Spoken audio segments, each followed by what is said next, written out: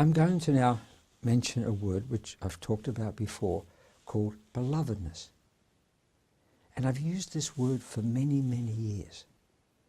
And I was surprised to look in the big Oxford English Dictionary, and it's not there. It's a word that I have constructed from obviously words like beloved, which is there. But belovedness is not. It's obvious that it should be there, but somehow or other it's not. And I define it as the feeling of feeling loved. The feeling of feeling loved. Or if you like, the state of knowing that you are loved. And knowing with a capital K, which we will come to. But the feeling of feeling loved. Belovedness. And it's belovedness, and only belovedness, which can overcome in all of us the universal anguish, the anguish of the human condition, what the Buddha called the first noble truth.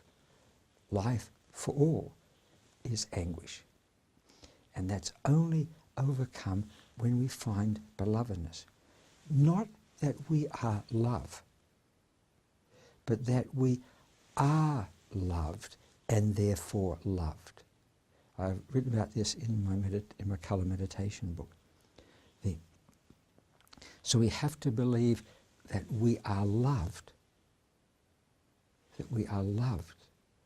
to then believe that we are love, that is our deepest identity, and only that overcomes the anguish of the human condition. Remember, anguish has the same etymology as strangle. And that's how, in a sense, we all feel. And it's only belovedness that opens us up. So we love in grateful response to knowing, with a capital K, that we are loved by our mothers, and by generalization, by all, capital A, as her. So it all comes down to belovedness, And to be healed is to know in our hearts to know this belovedness in our hearts, to know in our hearts, with a capital K, that we are loved always by our mothers, and therefore by all as her, and then to give it. So let's talk about this capital K. The problem that the world has gotten itself into is that we have so many scientists. We are so ruled by scientists. And scientists have a lot of knowledge with a small k in the brain. But very few of them have much knowledge in the heart with a capital K, which is why science has run riot through us. And I like to put it this way. A scientist can measure light,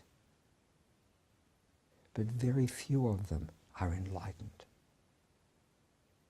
Scientists can measure light, but very few of them are enlightened. And that is with a capital E, but with a small l, but a capital E.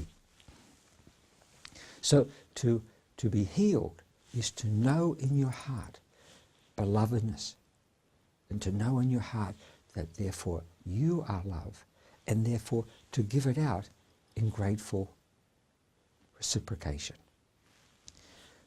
So to know belovedness,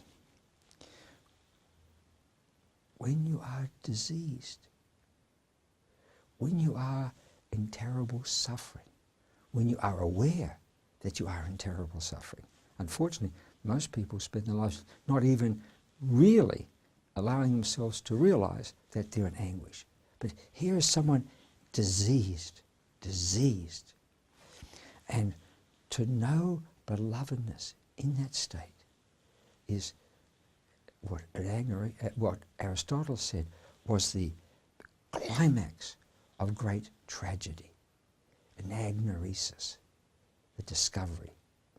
And the deep discovery is to find belovedness even in our times of most extreme distress, our most extreme suffering, and being prepared to let everything else go in order to somehow use this disease in order to find an agnoresis, enlightenment.